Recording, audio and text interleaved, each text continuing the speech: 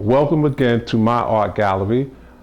My name is Melvin Isaac. I'm a professional artist, a community producer at Brick Arts Medium, and also I'm a member of the Fulton Art Fair, and I'm associated with the Dorsey Art Gallery.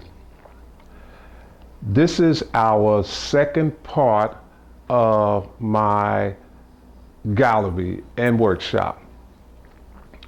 So what I'm going to do today is introduce you to various of work that I'm working on, project, and it's all relating to the George Floyd death of the police hold, where he said, "I cannot breathe," which caused a huge amount of protest throughout the world.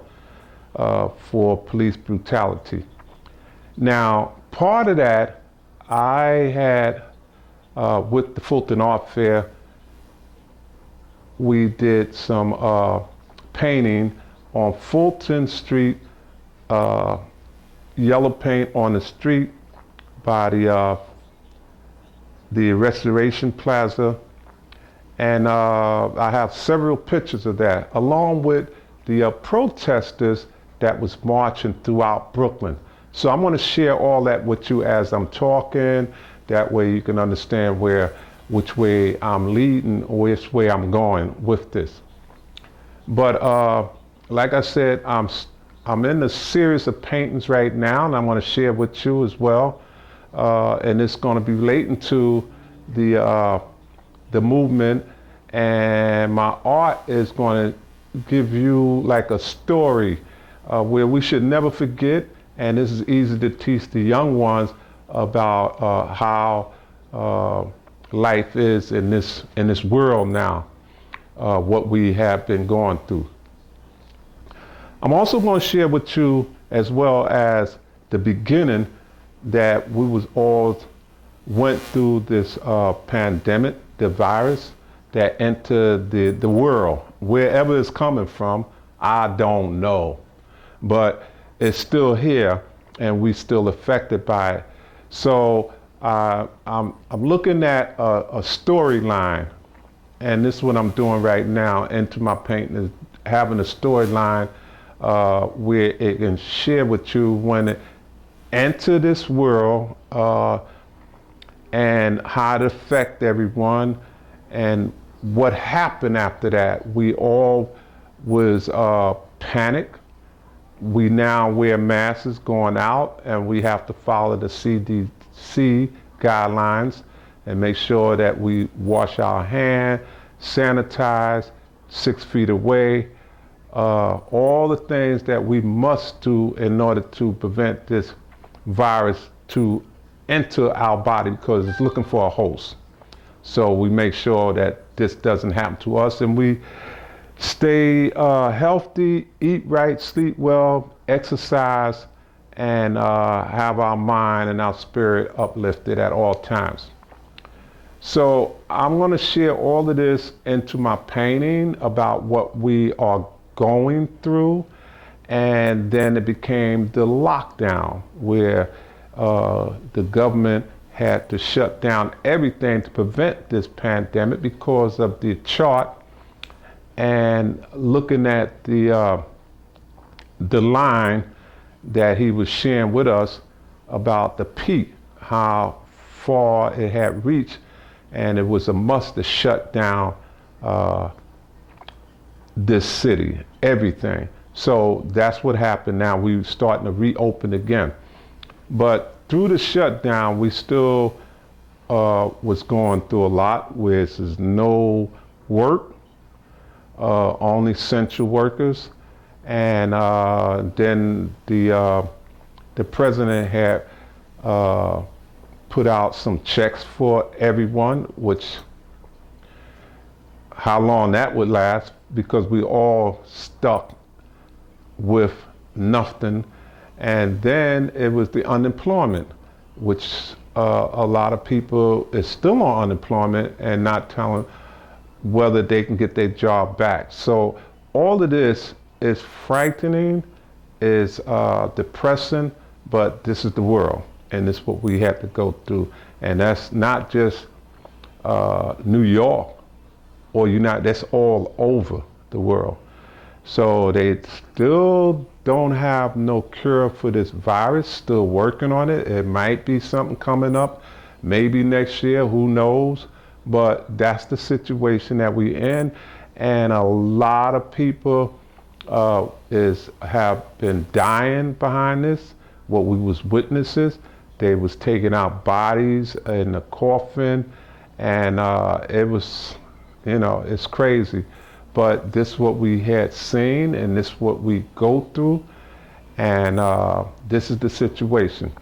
So right now, like I said, I'm combining all of this together with this, and we also want to give a shout out to all the nurses, the front workers, all the people that had to go to work, because the nurses are the one that, hey, they could be dead too, but they do that to save us.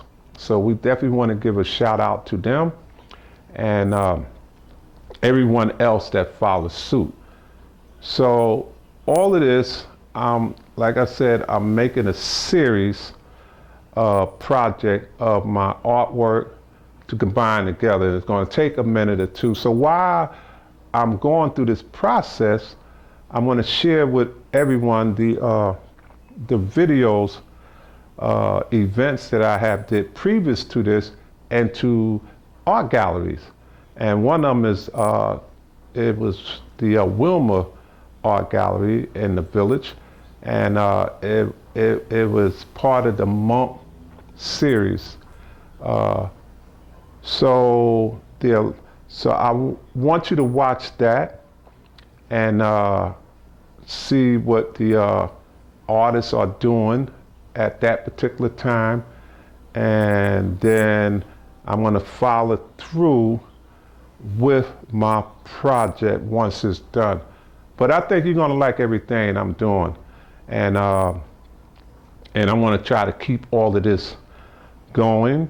The movement is here, my art is here, and we are still here. So we want to keep our spirits up, and we want to make sure we are positive thinking, and how we're going to deal with all of this crazy stuff that's going on right now. So with that thought, I want to talk to y'all again. Again, my name is Melvin Isaac. I'm a professional artist and a community producer at Brick Arts Medium. I'm a member of the Fulton Art Fair, and I'm associated with the Dorsey Art Gallery. I'm here to present my artwork and share with you this series of stuff that was going on, or still going on, with the coronavirus and the Black Lives Matter, because what happened to George Floyd caused a huge movement throughout the world, and is an upset. So I really advise or suggest everyone, because the vote is coming up again, the polls, and the election for the next time around, I believe it's November or December, but be there and put your vote in, because that's the change right there. You need people in the political office to make the changes for all of this movement that's going on right now. All right, so that's my thought, and hopefully if you want to communicate or more contact with me or be part of what I'm doing, you can reach me at misaac718@yahoo.com, or if you feel like calling, if I don't answer, leave a message, because you got all these scammers calling for something, is at 347-328-2471. Thank you very much for even listening to me.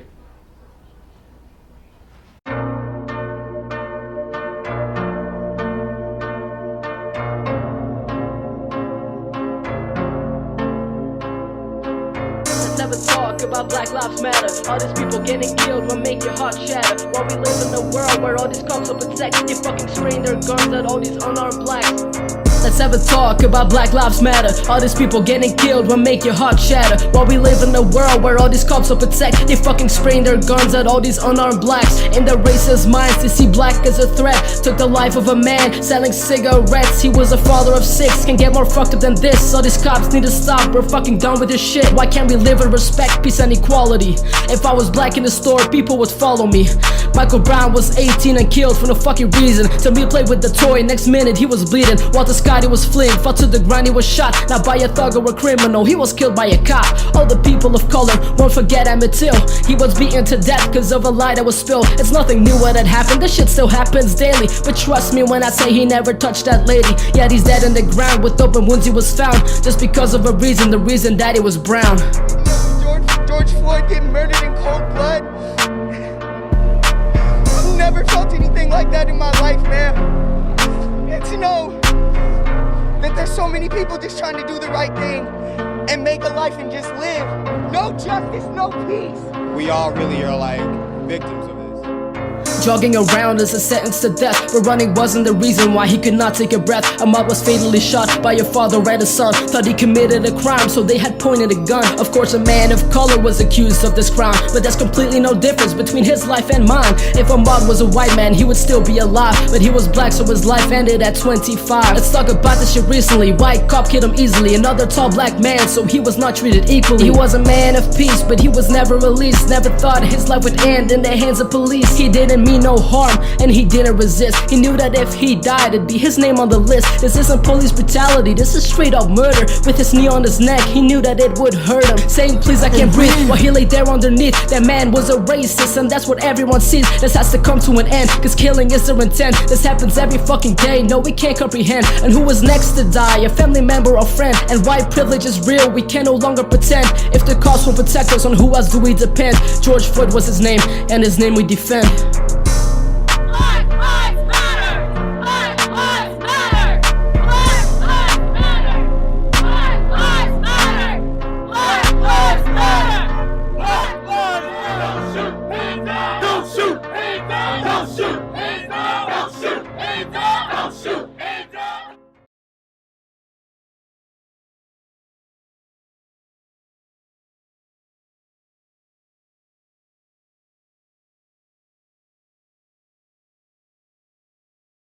Dr. Rosalind Jeffries is an art historian, teacher, author, lecturer, and activist. For over 60 years, Dr. Rosalind Jeffries and her husband, Dr. Leonard Jeffries, have walked with African peoples and our great culture. The walk has spanned more than 25 African countries and hundreds of African leaders. The highlights are many, but her experiences with Alex Haley and Roots, Dr. Coretta King, Dick Gregory, Dr. John Henry Clark, ASCAP, the Association for the Study of Classical African Civilizations, and the National Council of Black Studies, and her projects in Ghana and Ivory Coast are her great loves. Dr. Jeffries received her BA and MA from Hunter College and her PhD from Yale University. Dr. Jeffries.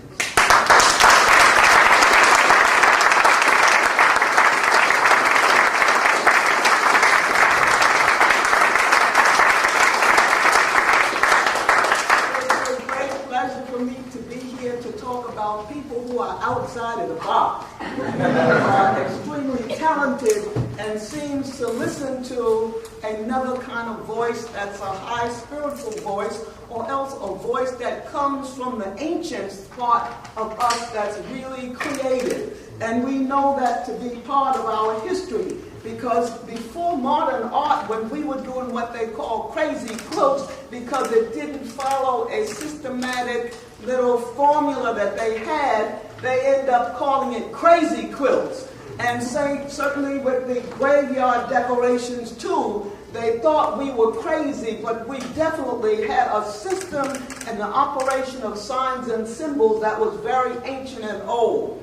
And when we talk about dealing with sounds, we too as an African people come from some primordial things that are very, very fascinating, that makes us think of the innovations of Thelonious Monk. Down in South Africa, there's a system of walls so ancient, saying that it's 200,000 BC, and that those walls are so extensive until they go from South Africa into Mozambique, crossing Zimbabwe, a huge stretch going through 3 countries. And they're recently finding out, because of satellite photography, that those walls were not for just corralling animals, but that they were sound chambers, dealing with sound and innovative, unusual energy. And so that the new sciences are bringing forth things. At Harvard University, they have discovered that with each note, they're blasting sound into sand. And each one of those notes brings up a kind of kaleidoscopic pattern. And I even had a little sample, and we're calling that new art cymatics. And they're relating it to Nikola Tesla. These are the patterns that come from sound, taking sound, different sounds, and blasting them into the sand. These are the patterns that form. And so with these ideas, we realize that modern art began with people like Mondrian, who had a different sense of sound. And where did he get it from? His known work is called Broadway Boogie Woogie. From hanging with blacks listening to jazz, he created modern art. And so therefore we know that patterns are so extremely important. And they were talking about these sounds as being related to the work of Nikola Tesla, who has access current that can go through human beings and you continue to live, as opposed to direct DC current. And you get involved with DC current, that current hits you, you die. And so with the sound phenomena, unusual things, we have to go back and look at Phil Coran, who was a great jazz musician in Chicago, and he got sick and was in the hospital, healed himself with intonating various sounds. We have to remember Al Smith, because Al Smith in the 60s, he's the chair of the Department of Howard right now. But we remember that when he was creating sculptures, he would put strings in certain places or little spots where you could blow through so that you could tune yourself up every morning in the sculpture that you purchased. So that sound is very phenomenal. So that when Thelonious Monk was playing sprayed fingers with the fingers coming out, and they said, well, what kind of crazy man is this? Because, those of us who were taught piano when we were kids, we were taught to get the power out of the point of the fingers. And here he was doing it with splayed fingers before the era of cell phones, where we taking our finger and hitting it on splayed fingers on the cell phone. So that we must be careful about people who are coming from a different point of view. Another painter we know, trained in fine arts, was George Washington Carver. And we know about him, they said he was crazy because he got up in the dark and he talked to the plants as the sun was coming up. And so that this is what we mean about our geniuses. We have to watch out for them when they're coming. Oh, what a wonderful thing. As now you didn't have to tell me about my time.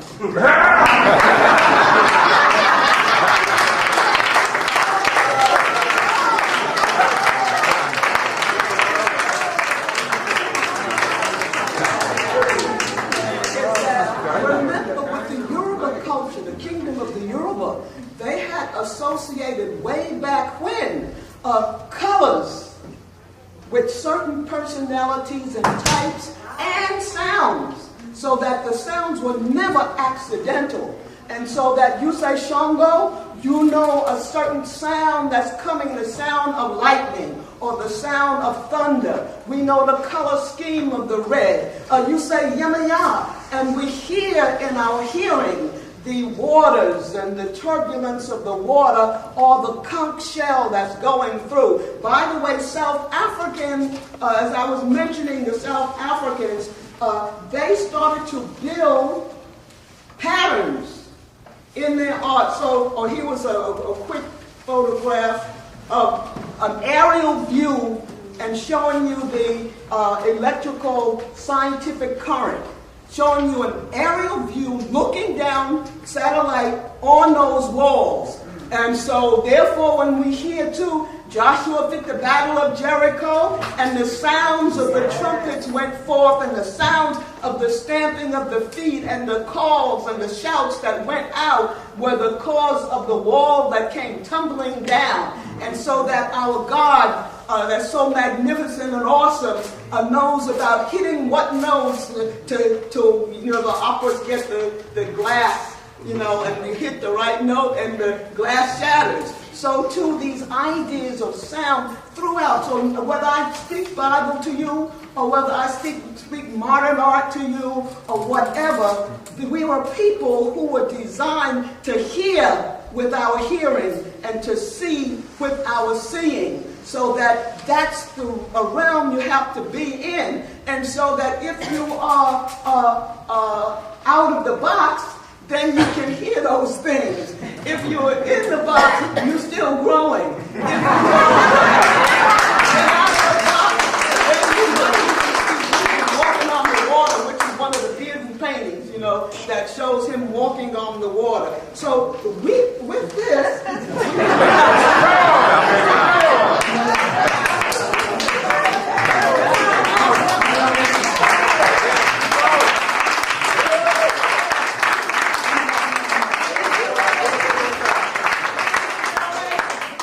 graphic symbols on the walls is the contemporary continuation of the 200,000 BC. I'm not stopping. Because we talk about, matter of fact, Randy Weston, in his book, The Autobiography of Randy Weston, African Rhythms, he talks about color. He talks about yellow. He talks about blue. You got to read the book. But we have the professor here. Now, then, I was watching a couple of YouTube videos of Thelonious Monk in concert. Okay? In Norway, Denmark, Paris, London. And I'm into Monk. And him standing doing his movements. But I didn't notice until I watched those videos how he's dancing sitting down. Because if you look at his right foot, and it's not because he's pedaling, but it's like he's dancing with that right foot. Now, take us to Africa. Along with those color forms that I told you about from the Yoruba and the sound, there were also dance movements. So that if you're talking Yemaya, then you have undulations. As the water flows and moves, there's a certain amount. So the color scheme and the numerical vibration, the sounds, and all of those go together. If you're talking Shango, then there's the sound of the thunder that I meant too. But there's also, Shango dancers do this, pull those elbows at the sharp diagonal lines. Then if you're talking Ogun is a little ting, ting, ting, ting, metal, hitting metal. You have sound again, and then sound masculine from the earth, from down where the metals come from. There's something like that again. So why not sit at the piano? Why not sit at the piano and then have your body in tune with what you're saying?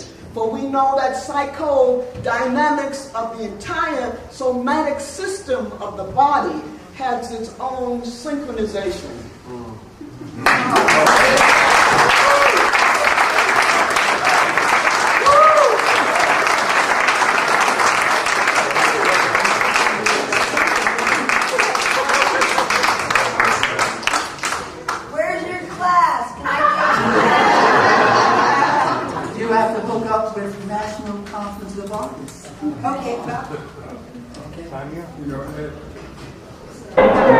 Hello, my name is Armand Williams. I'm a 22-year-old artist based out of Los Angeles. I'm currently at Otis School of Art and Design, and I was introduced to this program by Ed Sherman and Marshall Haven. It's a beautiful honor to be a part of this.